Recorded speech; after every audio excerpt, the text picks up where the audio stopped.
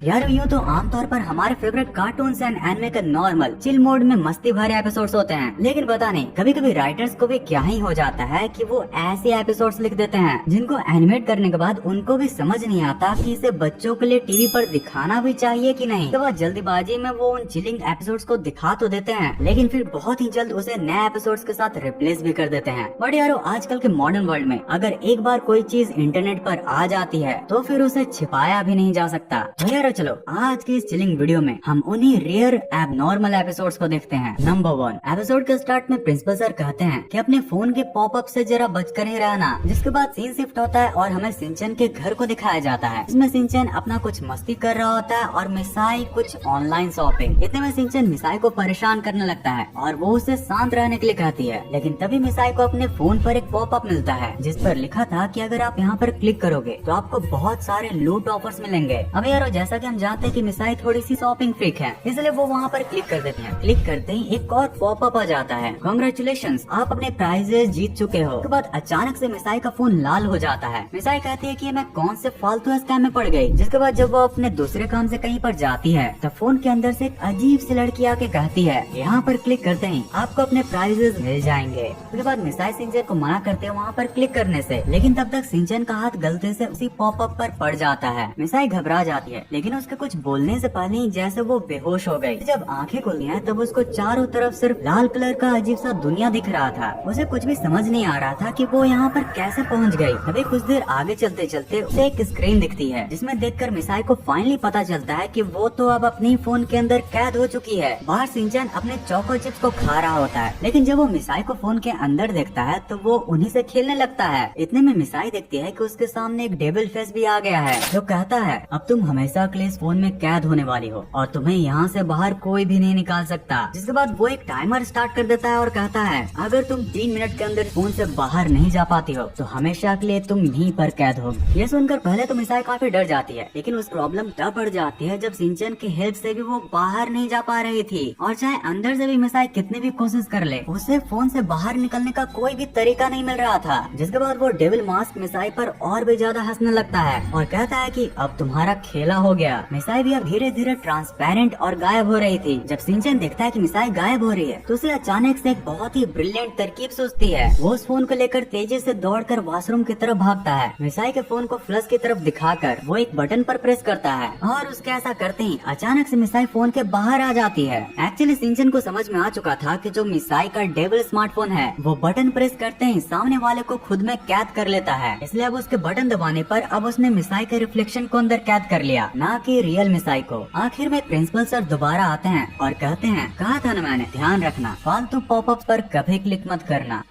भाई ये तो मानना पड़ेगा कि सिंचन के क्रिएटर्स का काफी क्रीपी एपिसोड था, लेकिन इसमें एक बहुत ही रियल गुड मैसेज भी था। तुम लोग भी कभी भी फालतू पॉपअप और कॉल पर क्लिक मत करना। तो इस एपिसोड के स्टार्ट में हैरी को दिखाया जाता है जिनको कंपनी की तरफ से एक फैमिली ट्रिप का ऑफर मिला होता है। हैरी अपनी कार का जीपीएस ऑन करके फैमिली को लेकर लोकेशन की तरफ निकल पड़ते हैं। जीपीएस को फॉलो करते करते वो लोग पहाड़ियों के बीच एक सुनसान जगह पर पहुंच जाते हैं। ना आसपास कोई आदमी ना कोई जानवर, सिर्फ हवा की आवाज। वहाँ थोड़ी देर घूमने के बाद उनको एक पुराना सा घर दिखाई देता है। उन्हें लगता है कि शायद यही उनका होटल है। घर का गेट तो ऑलरेडी खुला होता है, लेकिन अंदर कोई भी नजर नहीं आता। हैरी होटल की कंफर्मेशन के लिए ऑफिस में कॉल करते हैं, लेकिन वहाँ तो नेटवर्क का एक भी सिग्नल नहीं था। काफी सोच विचार करने के बाद वो लोग वहाँ पर घर के अंदर रहने का डिसाइड करते हैं। और जब सिंचन और हिमावारी एक कमरे में जाते हैं तो वहाँ पर रखी होती है कुछ पुरानी डॉल्स। हिमावारी को वो डॉल्स तुरंत ही पसंद आ जाती है। दूसरी तरफ मिसाई किचन में खाना बनाने जाती है, लेकिन जब फ्रिज खोल के देखती है तो उसमें सिर्फ पुडिंग सी थी। रात को पूरी नुहारा फैमिली को वही पुडिंग खाकर काम चलाना पड़ा, लेकिन खाना खत्म होते ही सबको पता चलता है कि हिमावारी तो गायब है। सभी उन्हें ढूंढने लगते हैं। थोड़ी देर बाद सिंचन और मिसाई देखते हैं हिमावारी एक कमरे में बैठकर किसी से बात कर रही होती है, लेकिन वहाँ पर उन्हें कोई भी नहीं दिखता। मिसाई उसे मजाक समझकर हिमावारी को वहाँ से उठाकर ले जाती है, लेकिन जैसे ही वो निकलती है हमें पर्दे के पीछे से एक परछाई हिलती हुई नजर आती है। अब सीन शिफ्ट होता है और रात को सभी सो रहे होते हैं। सोते सोते मिसाई को थोड़ी गर्मी लगती है। वो जब उठकर देखती है तो हिमावारी की जगह उसके बगल में वही डॉल थी। साई पहले तो चीखने वाली थी, फिर अपने आप को संभाल कर वो सबको इसके बारे में बताती है, जिसके बाद पूरी नुहारा फैमिली हिमावारी को ढूंढने में लग जाती है। लकीली कुछ देर बाद ही उन्हें हिमावारी मिलती है, जो उसी डॉल के साथ खेल रही थी।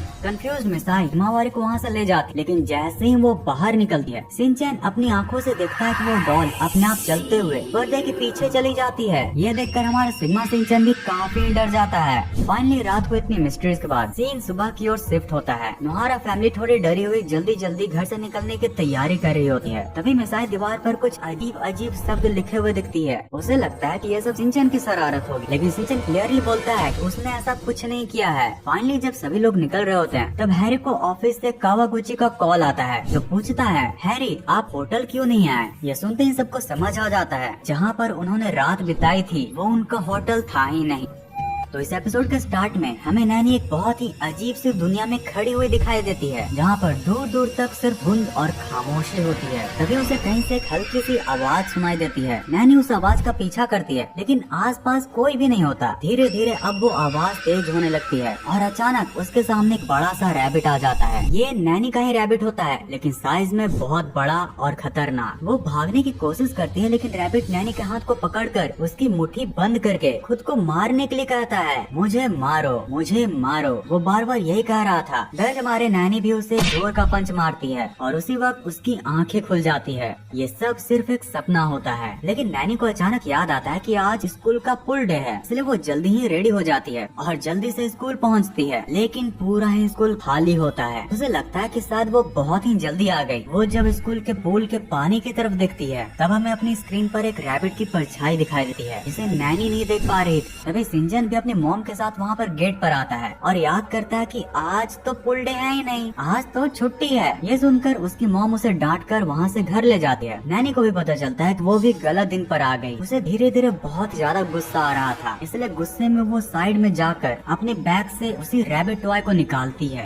और उसको पंचे से पीटने लगती है। लेकिन इसी बीच वो रैबिट अचानक से हिलने लगता है, उसकी आंखें लाल हो जाती है और वो जिंदा हो जाता है। रैबिट फिर से नैनी का हाथ पकड़कर उसकी मुट्ठी बंद करता है और कहता है, मुझे मार दो। घबराहट में नैनी उसे और पीटने लगती है और उस बनी को पुल में फेंक देती है। पानी में गिरते वो रैबिट चिल्लाने लगता है। वो कहता है, मुझे पानी से नफरत है, मुझे बचाओ, मुझे निकालो। उसके बाद धीरे धीरे वो पानी में ही घुलने लगता है, जिसके बाद के शरीर से कई रैबिट्स की आत्मा निकलकर पुल के पानी में ही मिल जाती है। फाइनली सीन शिफ्ट होता है नेक्स्ट डे पर। इस बार सच में पुल डे होता है। सभी बच्चे पुल में खेल रहे होते हैं। नैनी भी स्कूल आती है। पहले तो योशिनागा मैम उसे कपड़े चेंज करने के लिए कहती है। एक्चुअली मैम भी उसकी हेल्प कर रही होती हैं, पर अचानक उनका बिहेवियर अजीब हो जाता है। वो नैनी का हाथ पकड़कर मुट्ठी बंद करती हैं और धीरे से कहती हैं, मुझे मार दो। उसके बाद उनका चेहरा भी रैबिट जैसा दिखने लगा था। डर के मारे नैनी भी बाहर भागी है, लेकिन बाहर आकर वो देखती है कि पुल के सभी लोग काफी वियर्ड हो चुके हैं। कल पुल के पानी में मिली रैबिट की आत्मा अब सबके अंदर थी। सभी लोग नैनी की मुट्ठी बंद करा के उसे कहते हैं कि उन्हें मारे। तभी पुल के अंदर से पानी का बना ट्रांसपेरेंट और बड़ा रैबिट उठता है। वो नैनी के पास आकर कहता है कि अब तुम ही मुझे मारो। नैनी पहले तो उसे मना करती है, लेकिन सारे बच्चे और टीचर्स मिलकर जबरदस्ती उसका हाथ पकड़कर रैबिट पर पंच मरवा देते हैं। रैबिट पानी से भरे बलून्स की तरफ फट जाता है और जो आत्मा सबके अंदर गई थी वो सबके शरीर से बाहर निकल आती है। सभी लोग वापस नॉर्मल बन जाते हैं। अब फाइनली एंड सीन में जब रात का टाइम होता है तो हमें पुल को दिखाया जाता है। पानी में हल्की सी हरकत होती है और वो रैबिट दोबारा से पुल की पानी से बाहर आता है। वो धीरे से कहता है, मुझे मारने के लिए शुक्रिया नैनी। और इतना कहकर वो पुल से निकलकर नैनी के घर की तरफ चल पड़ता है। और यारो यहीं पर ये एपिसोड खत्म हो जाता है।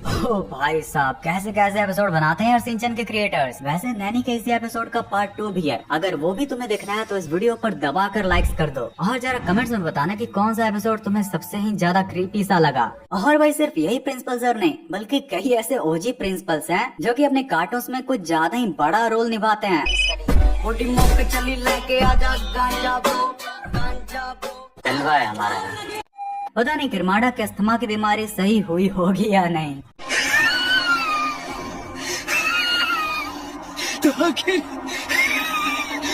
भाई इसकी हंसी जितनी क्रीपी थी उतनी ही ज्यादा फनी भी।